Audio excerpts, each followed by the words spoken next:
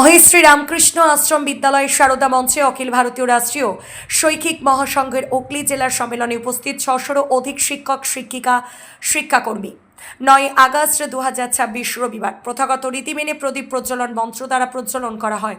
প্রদীপ প্রজ্বলন করেন মহেশ্রী রামকৃষ্ণ আশ্রমের সহ সভাপতি শ্রী বলদেবানন্দ এবং সম্পাদক শ্রী শিবেশানন্দ মহারাজ উপস্থিত ছিলেন।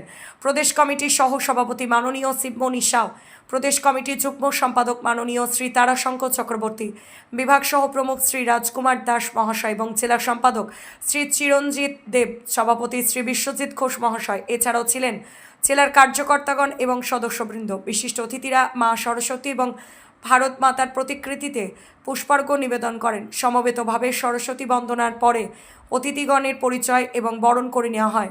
জেলা সম্পাদক শ্রী চিরঞ্জিত দেবের স্বাগত ভাষণে স্বাধীনতার পর প্রথম পূর্ণাঙ্গ জেলা সম্মেলনের সকল উপস্থিত সদস্যা এবং বিশিষ্ট অতিথিদের শুভেচ্ছা এবং অভিনন্দন জানান। রাজ্য তথা দেশে বৈচারিক বিকৃতি সকলের শিক্ষানীতি এবং পাশ্চাত্য শিক্ষার ধারক ও বাহক ছিল।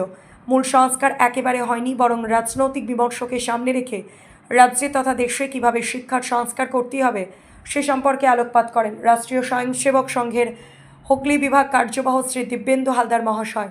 তিনি তার বক্তব্যে ব্যক্তি নির্মাণের শিক্ষকদের ভূমিকা এবং সর্বাঙ্গীন সমাজ সংস্কারের বার্তা দেন। শিক্ষকরূপী স্বয়ংসেবকদের কাজে সমাজ পরিবর্তনের ভূমিকা আলোচনা করেন।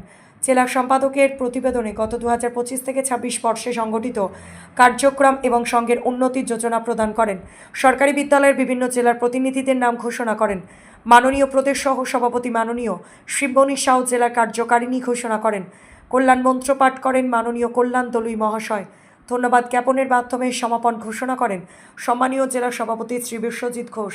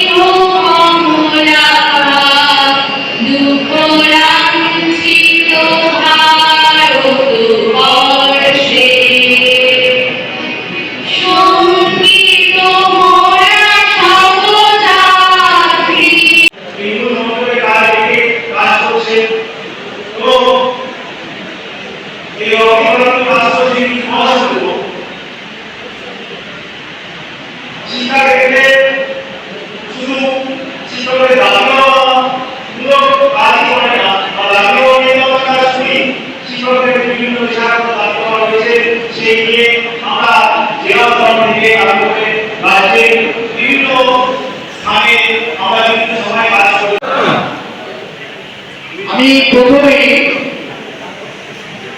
আমাদের পরম আরাধ্যা ভারত মাতা এবং বিদ্যার অধিষ্ঠাত্রী দেবী সরস্বতীর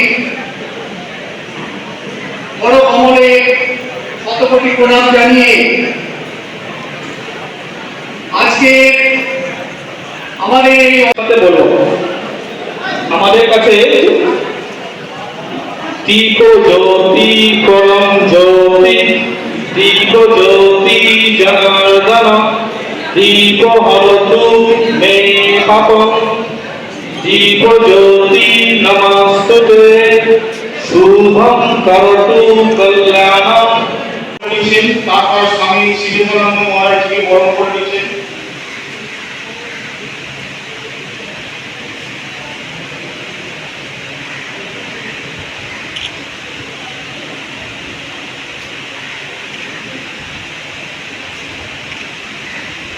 এরপরে আছেন